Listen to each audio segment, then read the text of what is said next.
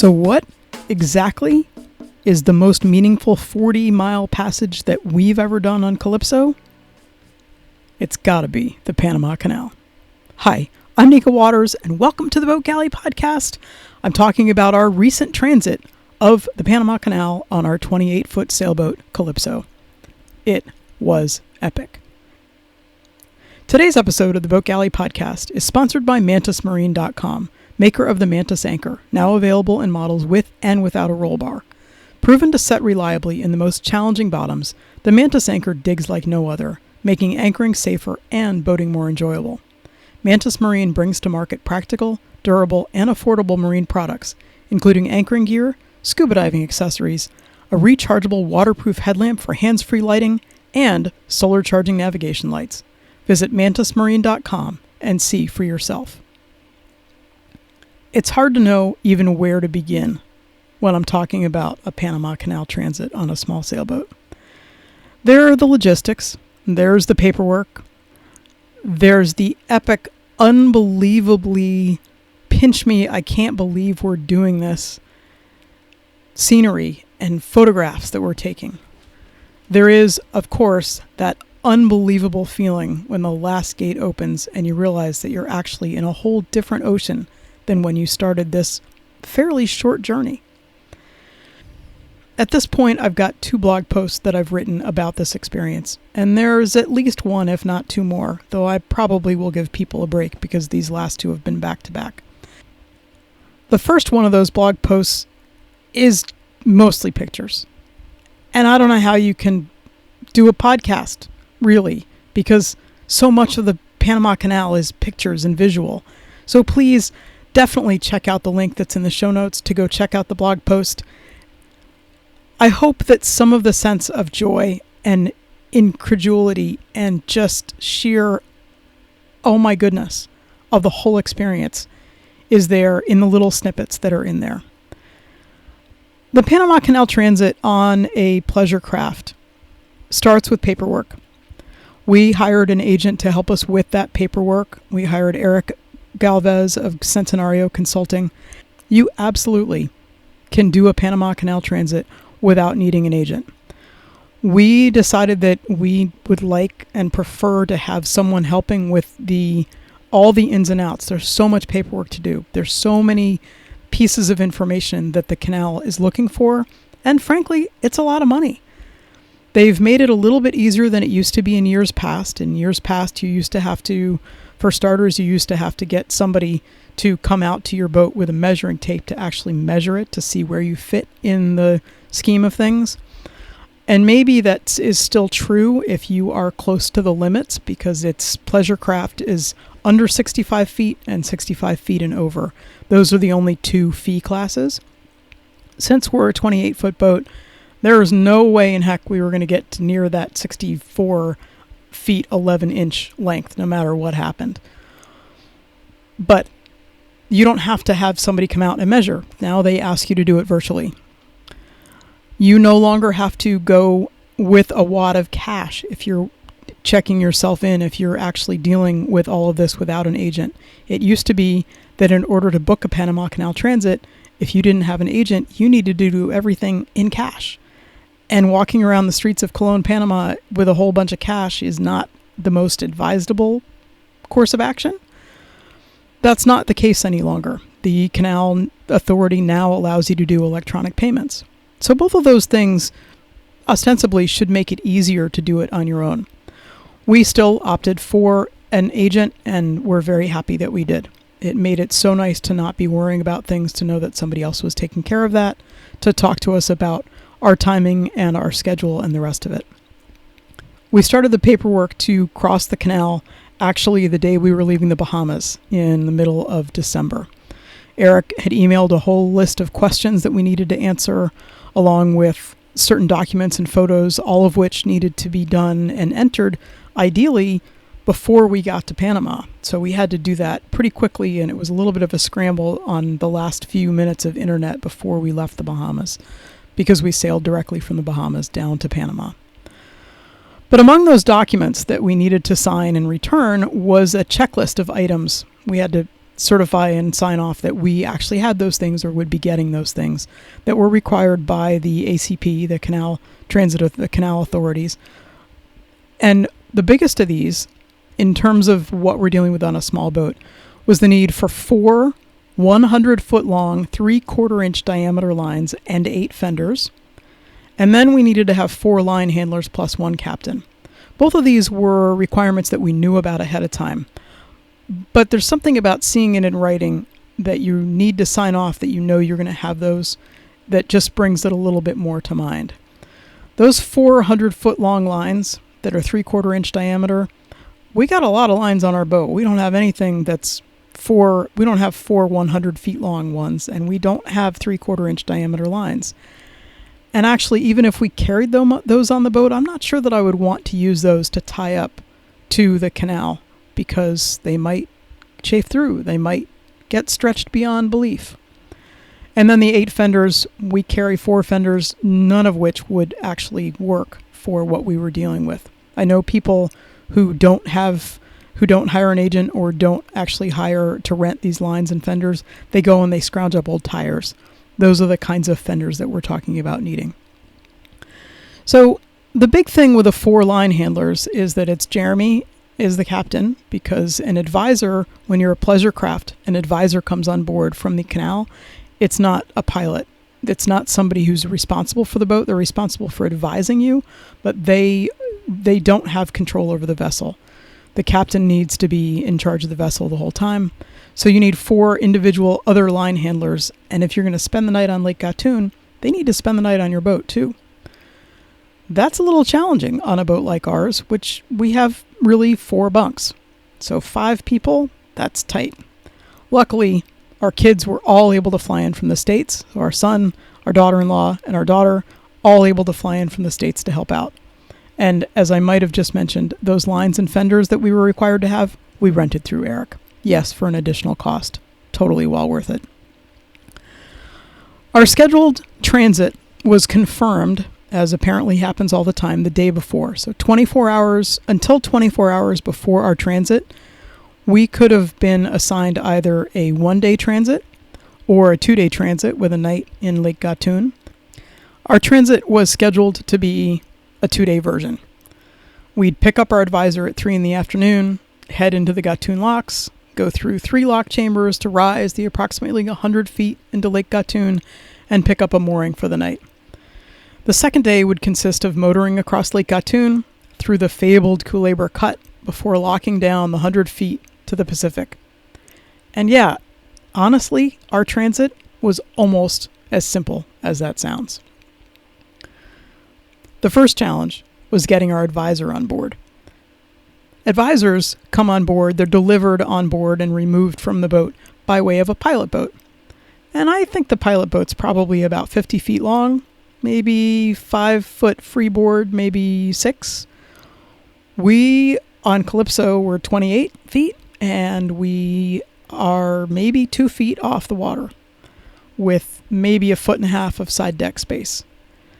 Clearly a little more challenging for an advisor to get off of a boat that's motoring up alongside your sailboat that is moving with the wind and the waves at a different frequency than the pilot boat is moving at the wind and the waves. Anyway, it was very wonderful once we got our advisor on board. And the pilot boat captains are brilliant. They don't tie up to your boat when they're dropping off the advisor or picking him up. It's just sheer steering and motoring. Brilliantly done. Alfredo got on board, and off we went to go into the approaches to the Gatun locks. Vision, a sailboat twice our size, literally 56-foot Moody, with whom we actually had sailed down from the Bahamas, so we already knew them, which was super cool. Doesn't always happen that way. They waited for us to come alongside so that we could tie together. They had the same schedule to go through the locks that we did. And the 2 boats would form a raft and be locking through with a huge container ship. Locks work, you may already know this, but I'll tell you anyway. Locks work by normalizing water levels for vessels. A vessel enters a lock chamber, gates close behind them, and water is either introduced to that chamber to cause the level in there to rise or removed to cause the level to drop. But once the chamber has been equalized to the next level, the forward gate opens and the vessel moves ahead. Pleasure craft normally are not going in a lock by themselves in the Panama Canal. We called our commercial ship that was locking through with us our dance partner. That's Jeremy's term for it. And when you are going up in the locks, so going up towards Lake Gatun, pleasure craft are behind the commercial ships. So our 2-boat raft got positioned into the lock behind the dance partner, and those huge gates, those huge monster gates that were originally built in 1913 and have been working pretty much continually ever since, they closed totally soundlessly behind us. The line handlers on Vision and Calypso were responsible for keeping the lines tensioned properly as the water rose.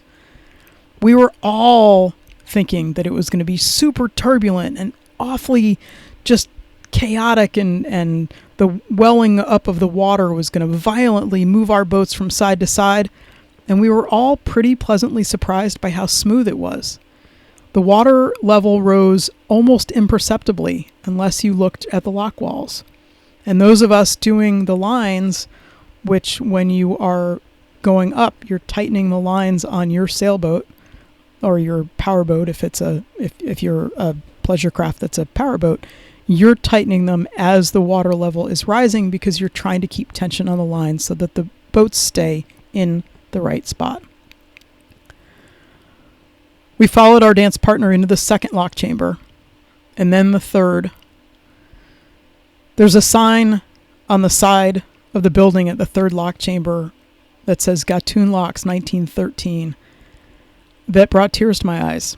It was a concrete reminder of the historic nature of this waterway. And I just finished reading David McCullough's book, The Path Between the Seas, so is all very fresh in my mind.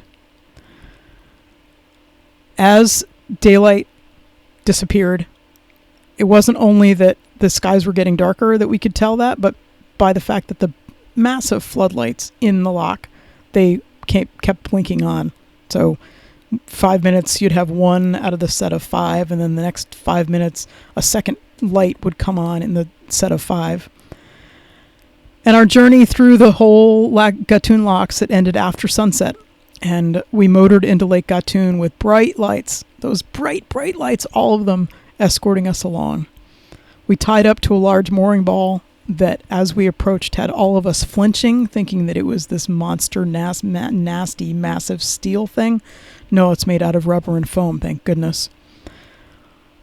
The pilot boat came to pick up the advisor just as it started to dump rain, and we ate a quick dinner and tumbled into bed. Not able really to see anything because it was so dark.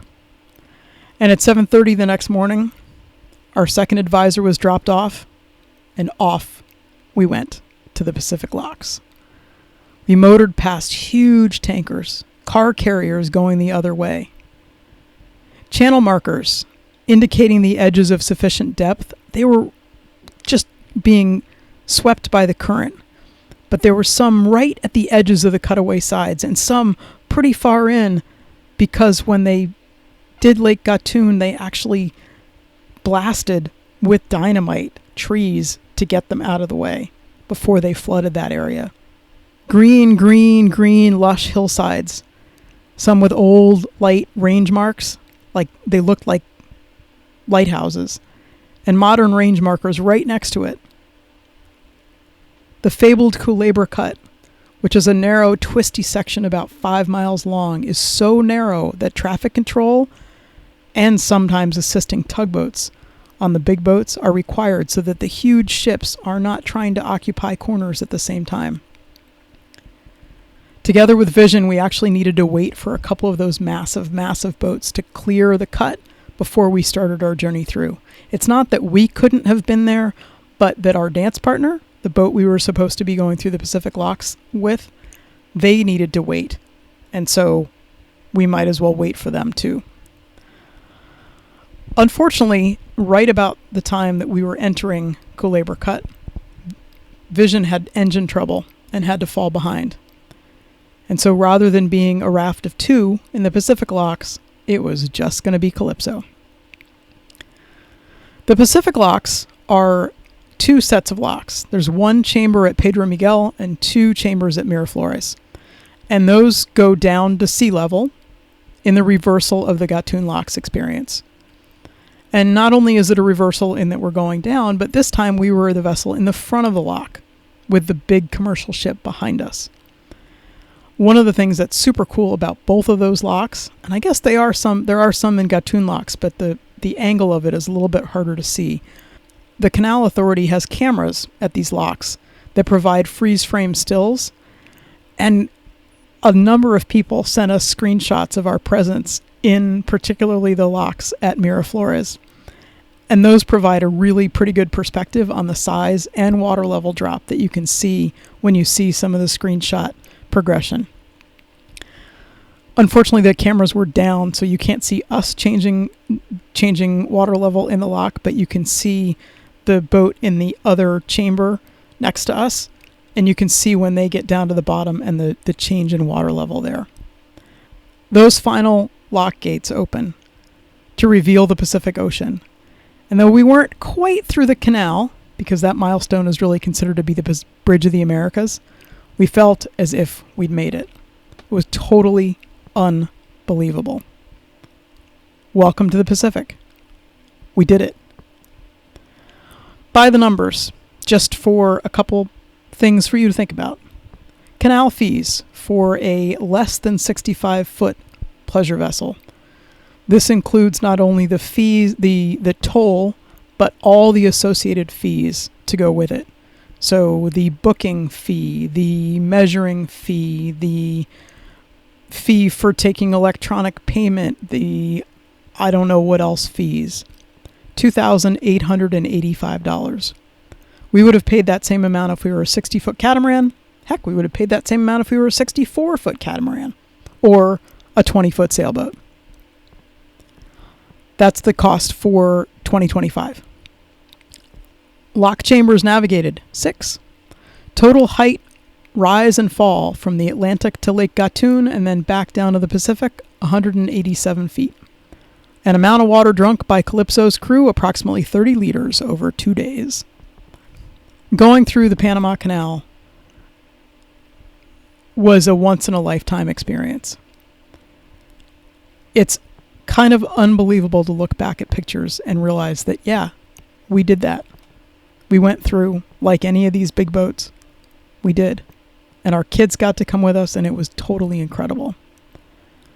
I can't wait to share an anchorage with you somewhere, maybe on the Pacific side. So if you see Calypso, come over and say hello. We'll get a chance to toast to our incredible good fortune at being able to live this amazing lifestyle. Thank you so much for listening to the Boat Galley podcast. We love hearing from our listeners. We love it when you share us with your friends. We love it if maybe we've given you something just a little bit to make boat life just a little bit better, because that's what we're here for. Have the most spectacular week.